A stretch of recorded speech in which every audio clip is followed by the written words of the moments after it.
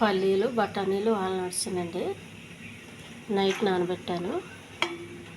జీలకర్ర, ఆవాలు, పసుపు, ఉప్పు, కారం, కొద్దిగా అల్లం వెల్లుల్లి పేస్ట్, కొద్దిగా గరం మసాలా, కొంచెం నూనె, కొబ్బరి, ఉల్లిపాయ, టమాటా, కరివేపాకు. ముందుగా ఇవి ఒక కుక్కర్లో వేసుకోవాలండి.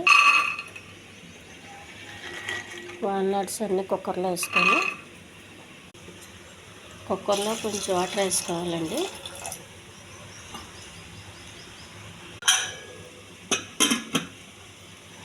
స్టవ్ వెలిగించి 4-5 విజిల్స్ రావాలండి.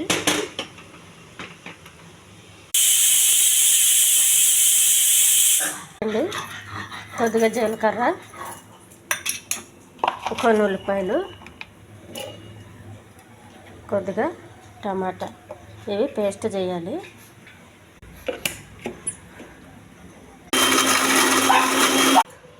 కొద్దిగా ఆయిల్ అండి, కొన్ని ఆవాలు, కొద్దిగా కరివేపాకు, పెట్టుకున్న పేస్టు, కొద్దిగా అల్లం వెల్లుల్లి పేస్ట్ అండి. పచ్చివాసన పోయే వరకు ఇందులో ఉడకనివ్వాలి. కొద్దిగా పసుపు,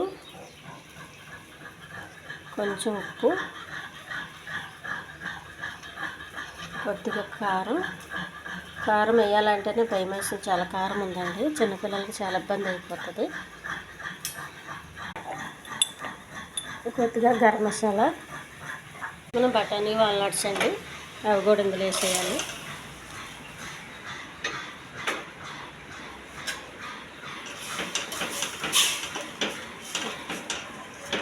కుర్మా అండి ఇది. చపాతీకి, అన్నంలోకి చాలా బాగుంటుంది. కావాలండి వాటిని కొంచెం పేస్ట్ చేయాలి. వేసుకున్న పేస్ట్ అండి ఇది. ఈ గ్రేవీలో వేసేయాలి. చాలా టేస్ట్గా ఉంటుందండి. వాల్నట్స్, పల్లీలు, బఠానీలు ఇవన్నీ. దీన్ని మనం కాసేపు ఎగరనిచ్చి దించవచ్చు. ఇది చపాతీకి చాలా బాగుంటుందండి. ఈ ఛానల్ నచ్చితే సబ్స్క్రైబ్ చేయండి, షేర్ చేయండి, లైక్ చేయండి, కామెంట్ చేయండి.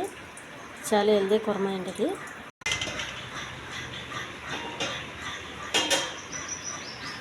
దించే ముందు కొద్దిగా కొత్తిమీర అండి. ఇది అన్నం కూడా తినొచ్చండి. చపాతీకి కూడా చపాతీకి ఎక్కువ బాగుంటుంది అన్నం కన్నా. ఈ వాల్నట్స్ బాగా ఉడికినాయండి, మెత్తగా ఉండి తినేటప్పుడు చాలా టేస్ట్గా ఉంటాయి.